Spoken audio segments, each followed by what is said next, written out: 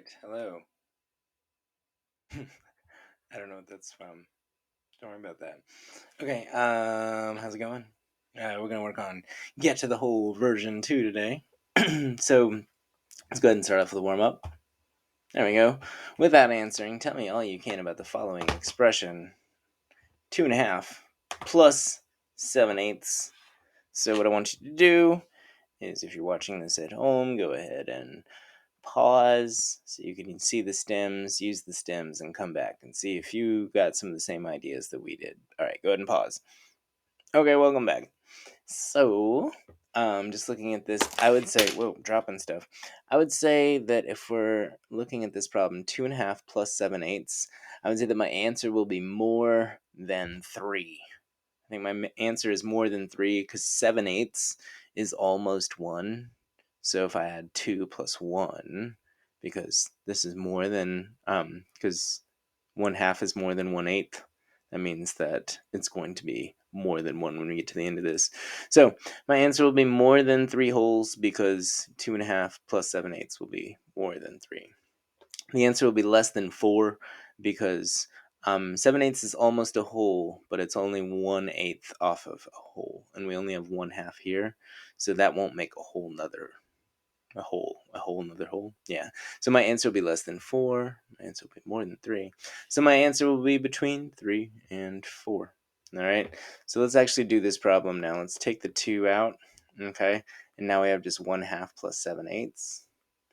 All right, if you want to think about 1/2, we can turn the 2 into an 8 by multiplying times 4.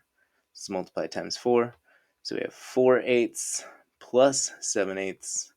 7, 8, 9, 10, 11. We have 11/8. So if we could decompose that, we have 8/8 and then 3/8, which is the same as 1 and 3/8.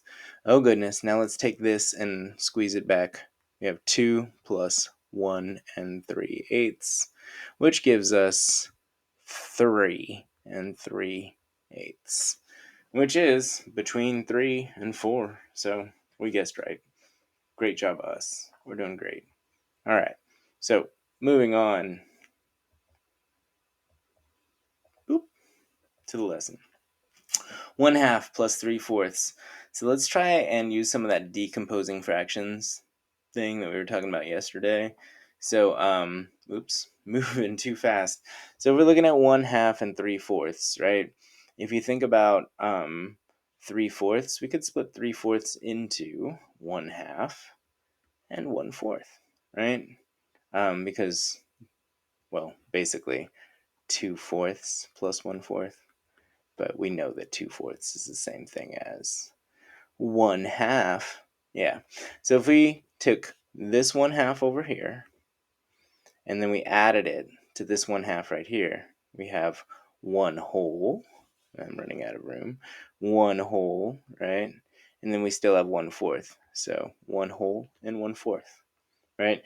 If we wanted to think about that as a picture, there's a half.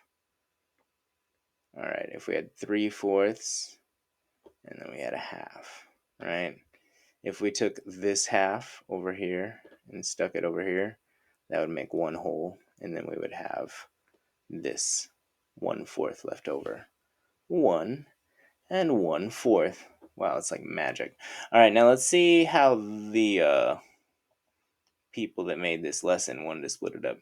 So on this side, they did the same thing that we did. They took 3/4 and split it into 2/4 and 1/4. Remember that 2/4 is the same thing as 1/2. So when they added 1/2 plus 2/4, they got 1 whole.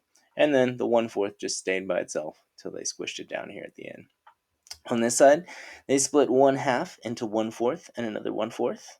And then they put together the 1/4 and the 3/4. So they got the whole by using the 3/4 instead. So on this side, they decomposed 3/4. On this side, they decomposed 1/2. All right, so we're going to take a look at a few more problems like this when we come back, and I'll see you then. Bye.